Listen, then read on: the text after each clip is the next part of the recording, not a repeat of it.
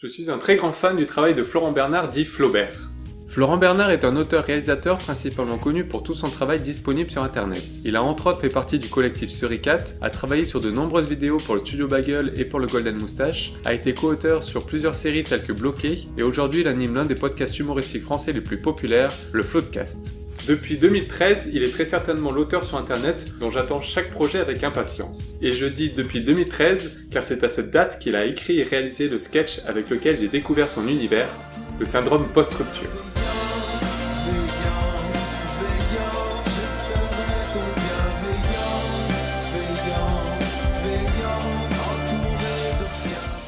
Florent Bernard est né le 21 juillet 1991 à Autun en Bourgogne. Une fois le bac en poche, il monte à Paris pour faire des études dans l'audiovisuel. Sa carrière débute en 2011 où suite à différentes figurations sur les web-séries Nerds et Karate Boy, il se fait recruter comme stagiaire sur la cultissime émission du Golden Show animée par Monsieur Poulpe et Davy Mourier. Là-bas, il apprendra tout auprès de ces deux monstres d'internet, mais également auprès de François Descraques, le créateur de la non moins cultissime web-série Le Visiteur du Futur, et de Vanessa Brias, très grande productrice de contenu sur internet. Le Golden Show s'arrêta en 2012, mais fort de cette expérience, il intégra la toute jeune boîte de production de fiction sur internet, le Golden Moustache. Il formera pendant une saison le collectif Suricat avec les talentueux Vincent Tirel, Raphaël Descraques et Julien Josselin. Pendant cette saison, il écrivit, joua et réalisa de nombreux sketchs qui marqueront le YouTube français, qui est à ce moment-là en plein essor. Mais au bout d'une petite saison, Flaubert décida de quitter les Suricat car il y avait des mésententes au niveau artistique avec le reste du groupe. Cette séparation se passa plutôt bien, et de ce fait on lui laissa écrire et réaliser un dernier sketch très personnel avec les Suricat, le syndrome post-rupture.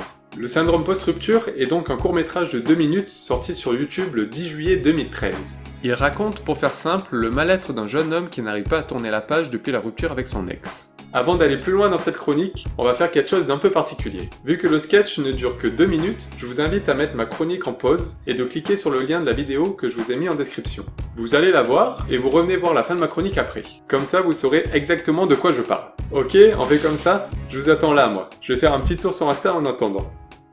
Je vous ai dit que j'étais sur Insta, au fait?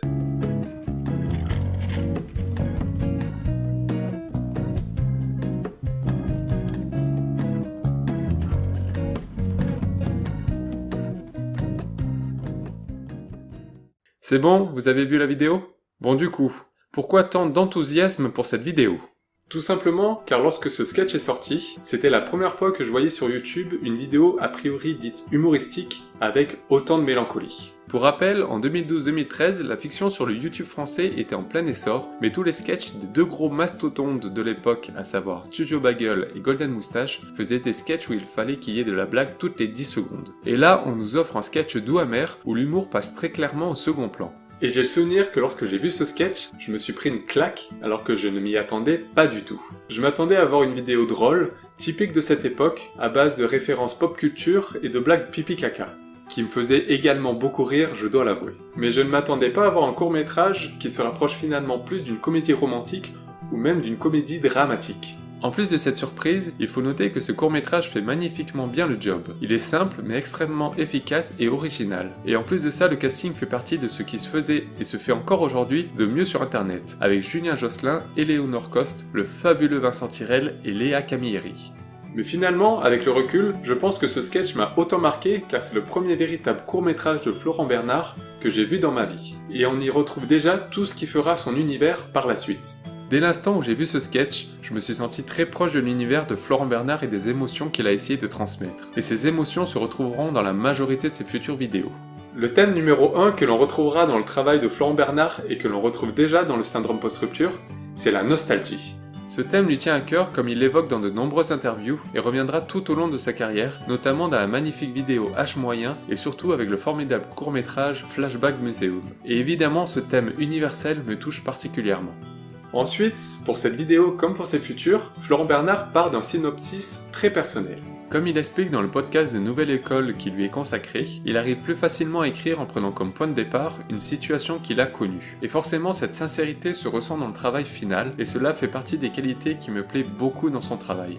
À côté de cette nostalgie et mélancolie qui déborde dans la majorité de son travail, son humour est parfois aussi très potache, avec des blagues pipi caca qui fonctionnent toujours très bien sur moi. Dans le syndrome post-rupture par exemple, le « Régulièrement je la baise à vous » où la dernière phrase prononcée par le cochon d'Inde permet de trancher avec le côté doux amer du sketch. Et cela sera également le cas dans ses sketchs suivants.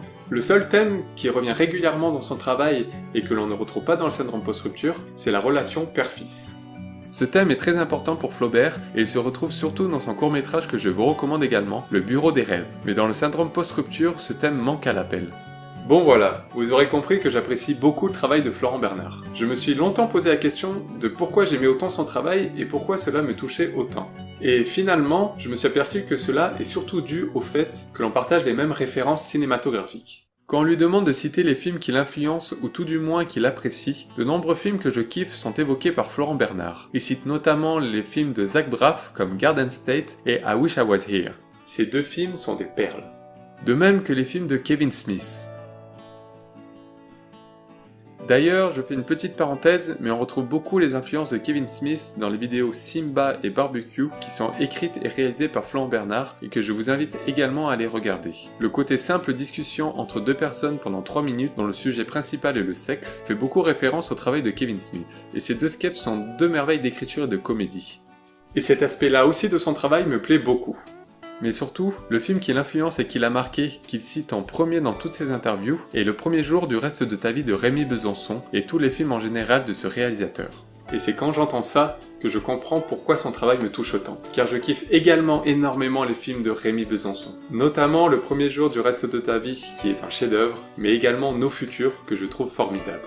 Pour ceux qui ne le connaissent pas, Rémy Besançon est un réalisateur français dont ses films se situent à chaque fois à la limite entre la comédie et le drame. Et c'est exactement le cinéma qui me touche. De plus, son cinéma est aussi très personnel. Et effectivement, on retrouve à peu près les mêmes thèmes dans le cinéma de Besançon et dans le travail de Florent Bernard. Ce sont des comédies douces qui peuvent te prendre aux tripes par moments sans que tu t'y attendes. Et ça résume tout le bien que je pense du travail de Florent Bernard. Aujourd'hui, je me régale à écouter les épisodes de Floodcast, qui est le podcast que Flaubert anime avec Adrien Méniel. C'est un podcast où ils réunissent 3 invités et où ils parlent de tout et de rien, et ça me fait beaucoup rire. Récemment, il a également travaillé sur plein de projets différents, de bloqués à presque adultes, en passant par des web-séries comme Groom, et c'est toujours un plaisir de tomber sur un projet sur lequel il a bossé. Mais surtout, pour évoquer la suite de sa carrière, je rêve de le voir un jour réaliser le film qu'il a en tête depuis longtemps. Il a dit il y a 1 an et demi dans le podcast de Nouvelle École qu'il a une idée précise d'un film qu'il voudrait réaliser dans sa vie. Je suis prêt à attendre 10, 20, voire 30 ans, mais j'espère sincèrement voir un jour le film qu'il a en tête. Merci d'avoir regardé cette vidéo. Comme vous avez pu le voir, c'est une vidéo un peu hors série, mais ça me tenait à cœur de partager tout ça. Comme vous avez pu le remarquer, ça faisait un moment que je n'avais pas sorti de vidéo, car c'est un peu chaud de trouver du temps libre en ce moment. Et ça ne va pas aller en s'arrangeant dans les prochaines semaines. Du coup, je ne pense pas sortir de vidéo bientôt. Mais je pense plutôt me concentrer pour revenir de manière mensuelle à la rentrée. En attendant, vous pouvez me suivre sur Instagram, car j'ai créé un compte récemment. Vous tapez Chronique Bienveillante et vous me trouverez. Et surtout, n'hésitez pas à partager la vidéo si elle vous a plu, et de me dire en commentaire ce que vous en avez pensé, tout ça. Voilà, en attendant, passez un bel été, et à bientôt!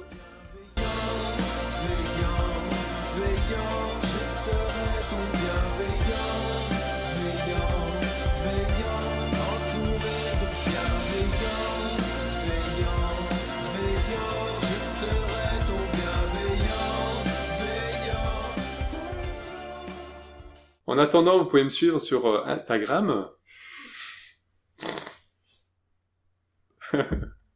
Sur Instagram. Sur Instagram. Sur l'internet. L'internet. Je connais pas.